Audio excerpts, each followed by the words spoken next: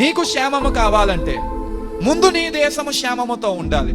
Whoever is watching this video today, if you and your family has to stand upon a place which is blessed, నీవు నీ కుటుంబము ఆశీర్వదింపబడిన స్థానంలో నిలబడాలి అనుకున్నట్లయితే నీవు ముందు నా దేశము దీవింపబడాలి, నా యొక్క దేశములో ఉంటున్న ప్రతి విధమైన నిరుపేద స్థానముల నుంచి నా దేశము ఘనమైన పరిస్థితుల్లోనికి రావాలి. ప్రభువా, మా దేశాన్ని అభివృద్ధి పరచు, మా దేశమును ఉన్నతమైన స్థానములోనికి నడిపించు, మా దేశంలో అత్యాధునికమైన అభివృద్ధిని, విశిష్టమైన అభివృద్ధిని, ఘనమైన అభివృద్ధిని అనుగ్రహించు అని నీవు ప్రార్థిస్తే దేశ అభివృద్ధి నీ అభివృద్ధికి కారణమవుతుంది.